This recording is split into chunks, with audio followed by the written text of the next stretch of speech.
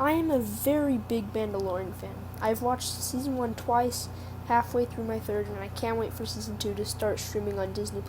Anyways, today I will be talking about how powerful the child will become from The Mandalorian. So I'm going to start off with the basics, such as height, age, gender, all the basics you need to know about the child.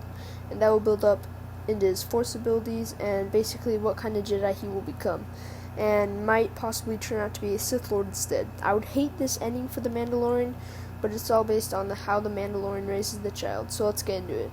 The child made his first appearance as a bounty in Chapter 1 of The Mandalorian.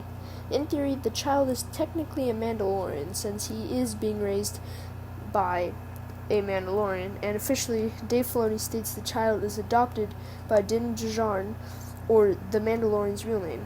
That is later announced in the 8th episode. Based on other legends in the time of the Old Republic, the Mandalorians took hostages from planets, doesn't matter what species, and just straight out gave them Mandalorian armor and put them to work.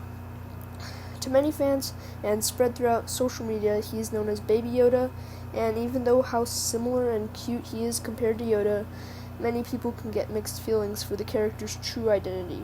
Star Wars fans such as me can get really annoyed, and it just makes me cringe how other people, such as non-true Star Wars fans, call him the infant of Yoda, or like how he's actually Yoda. But if you just pay attention to the show, even non-Star Wars fans can see that it really isn't Baby Yoda. My younger cousin and I were just brushing our teeth together at our grandparents' house the day after my birthday. My family got me the annual gift of buying the new Star Wars movie, which in this case was Rise of Skywalker. My cousin's brother and I just watched the Rise of Skywalker, and while brushing our teeth, I decided to bring up a discussion about the Rise of Skywalker. I go to my younger cousin and say, that would have been cool if Baby Yoda and the Mandalorian showed up in Rise of Skywalker. My cousin kind of laughs and says, yeah, he would be really old, probably dead, and Yoda already passed away in Return of the Jedi. After him saying that, I was so heartbroken at his cluelessness. I looked at him and said, you know the child isn't really Baby Yoda, right? Anyways, I always think of that story, wondering how my cousin didn't know the child isn't really Yoda. Stormtroopers were in the Mandalorian, saying the Empire is dead, which means the glory of the Rebel Alliance is taking place after Return of the Jedi, and the Mandalorian takes place right after Return of the Jedi.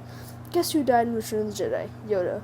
Plus, Stormtroopers were made right after Order 66, which was right after the end of the Clone Wars. Yoda was born 884 years before the clones were even invented, 10 years before the Clone Wars started. Therefore, the child is not an infant of Yoda. But of course, this does not mean that Yoda didn't look like that when he was the child's age. If this evidence is not enough for you, just look it up, ask Dave Filoni, or the creator of the child, and just come back to this video. Anyway, the child was born around 41 BBY, which stands for Before Battle of Yavin, or that is A New Hope, so was born around 20 years before the Clone Wars. His species name does not have a name, since the species is so rare, no one really ever gave any thought to what the species name might be. So Yoda's species is simply called Yoda's species. So the child's species is Yoda's species. The child's gender is male, of course, around half the size of Yoda himself, coming in at 0.41 meters tall. If you pay close attention, you can spot that as Yoda, the child has white hair, interestingly enough, at the age of 50. An infant has white hair. Odd enough that Yoda's species does age differently, but Yaddle, making her one and only appearance in The Phantom Menace as a part of Yoda's species, has a burn hair color, which is odd enough for Yoda's species, but since she's female, she might age differently.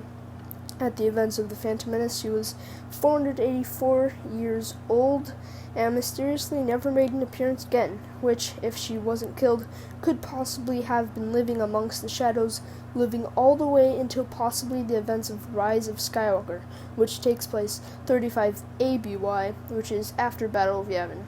His eye color is brown and skin tone, of course, green. Unfortunately for the child, he was raised by Nikto mercenaries for 50 years until the Mandalorian finally adopted him. so far in The Mandalorian, we can already see how powerful the child is growing with the Force. He may have been self-taught over his 50 years still as an infant, such as Ezra Bridger, who was Force-sensitive, and until he met Canon Jarrus, he was able to do some of what Force abilities such as power jumping, which is using the Force to jump higher. But the child is very strong in the Force, as we can see in the episode where Jawas scrap the Razor Crest for spare parts. He has to face a Mudhorn to get his parts back for an egg for the Jawas.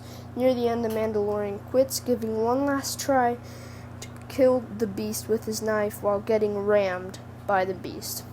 But the child does not allow that. With the Force, he raises the Mudhorn a few feet in the air, which is probably twice the weight of an X-Wing, giving Mando the advantage to strike. It does suck up a lot of his energy, though, but he is an infant, and he can carry a Mudhorn. And he has had no training at all. Not even Luke Skywalker could lift an X-Wing, and he was a few weeks into his training. This shows just how powerful the child is becoming, how rapidly fast he's learning, with not even a master or even knowing what's possible. If the child keeps on growing in strength like this, I'm pretty sure we're going to see a lightsaber fight pretty soon in the Mandalorian series. Darth Vader is dead, and Emperor Palpatine is also, and I don't know when in the Star Wars timeline did Snoke learn his Force abilities from The Last Jedi. It is possible that Snoke was alive through the original saga, but just leave your thoughts in the comments. So far, we have seen 5 major Force abilities that the child has used in only 8 episodes. To me, I think the child could possibly get on the top 10 Jedi list already as an infant, but we will have to find out more in Season 2 and the seasons beyond. Number 5, we have Force Choke. Hardly any Jedi uses the actual Force Choke, only in either very desperate times or if they're most likely going to turn into a Sith Lord in the future, such as Anakin Skywalker. He was able to Force Choke. I'm pretty sure he has used Force Choke twice in my memory. The first time was in the Clone Wars TV series, choking a droid and pulling its head off with the Force. But that doesn't really count since it's a droid and it's not a living thing. And in Revenge of the Sith, choking Padme, but at this time he was considered Lord Vader already and was no longer a Jedi. Anyway, in this situation that the child used Force Choke was a very dangerous situation, for him at least. Cara Dune and the Mandalorian were simply having an arm wrestling contest until the child saw the Mandalorian struggle and thought Cara Dune was hurting him, so he decided to choke Cara Dune, and with not knowing what to do, he finally realized his stepson was choking her. This 4th one is a very special one, which we can see consecutive times throughout Season 1, is what I like to call the Sneaking Force. This one isn't as powerful, but is very useful to the child, such as hiding from assassin droids, or crawling out of a dead man's hand in a desperate escape to survive. In number 3, we have a very powerful Force ability that many Jedi can't do until they are either a Jedi Knight or Master, and possibly just an older Padawan, is the Force Lift.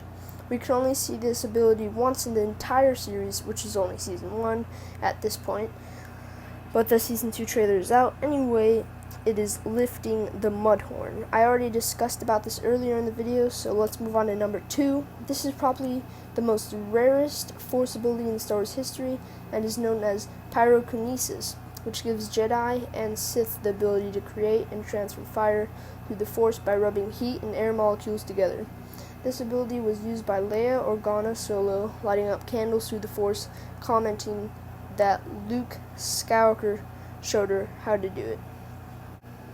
I will make another video on more information about this Force ability, which in the future I will put in the link in the description below. Anyways, while Greef Karga, the Mandalorian, and Cara Dune try to escape from Moff Gideon in the Season 1 finale, IG-88 promises the Mandalorian that he will take good care of the child, and IG-88 fights back the stormtroopers. While trying to get into the sewer system, some trouble comes from a flame trooper to set the place on fire and basically blow it up. The fire nears, but the child stands in front of everyone, holding out his hands, and projects the flames back to the trooper, blowing him up, buying Mando some time to escape. But the child is now passed out, and they basically carry him through the sewers, but not like they wouldn't have done that anyway. And in number 1, that will take the child places in the future with Luke Skywalker's Jedi Academy. My personal favorite Force ability, it is Force Heal. This idea was suddenly sparked in my head when I saw the child heal Grief Karga from his dragon wound. After seeing this, it reveals the path of the child and his possible future, with Jon Favreau adding this to The Mandalorian. It excites many fans such as me. After, of course, proper training, and once he looks old enough, his master, Luke Skywalker, like Yoda before him, will train him in the ways of the Jedi. And in the future, y'all already know, his lightsaber color will of course be yellow.